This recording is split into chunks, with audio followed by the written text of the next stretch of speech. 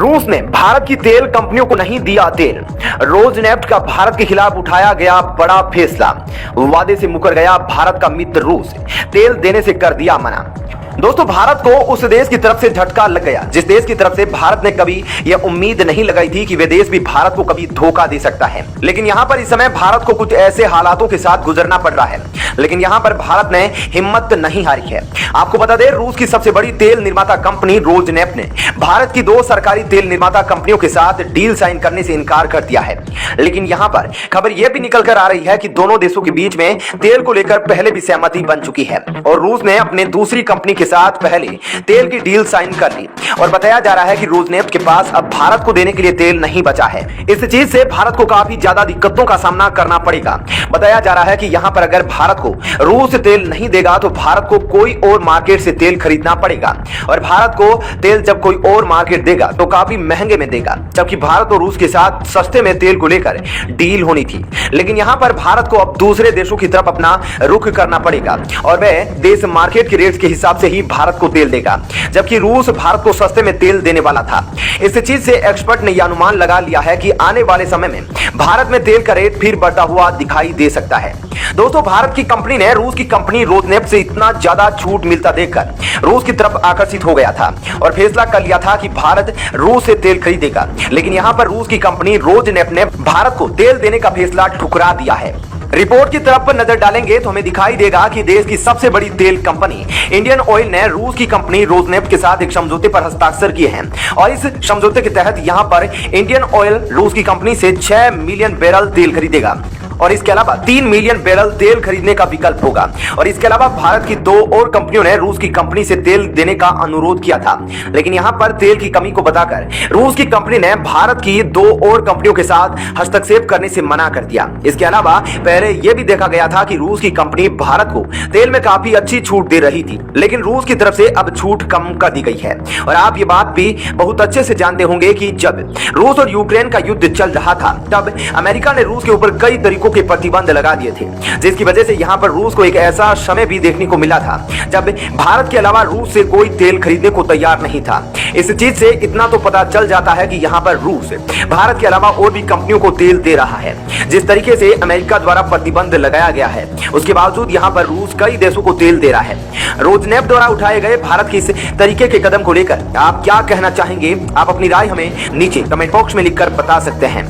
वहीं दोस्तों, दूसरी खबर की बात करें तो पाकिस्तान के कट्टरपंथी आतंकी समूह तहरीक-ए-तालिबान पाकिस्तान यानी टीटीपी के साथ किए जा रहे शांति समझौतों को लेकर इस आतंकी संगठन की हिंसा के शिकार लोग नाराज हैं। पीड़ित लोग समझौते के औचित्य पर सवाल उठा रहे हैं। दूसरे लोग इसे अफगानिस्तान में तालिबान के सत्ता में आने से जोड़कर देख रहे हैं। अफगानिस्तान में तालिबान की पाकिस्तान ने 20 वर्षों से ज्यादा तक मदद की है। 16 दिसंबर 2014 को टीटीपी आतंकियों का एक समूह खैबर पख्तूनख्वा प्रांत की राजधानी पेशावर में आर्मी पब्लिक स्कूल में घुस गया था।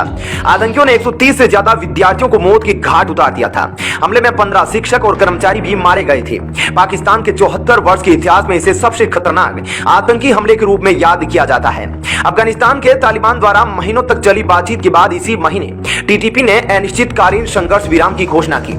इसके बाद इस्लामाबाद और टीटीपी के बीच समझौते की उम्मीद है। मीडिया में आई रिपोर्ट से पता चलता है कि इस्लामाबाद हिरासत में लिए गए और दोषी ठहराए गए टीटीपी के सैकड़ों लोगों को रिहा करने और अदालत में उनके खिलाफ मामले वापस लेने पर सहमत हो गया है।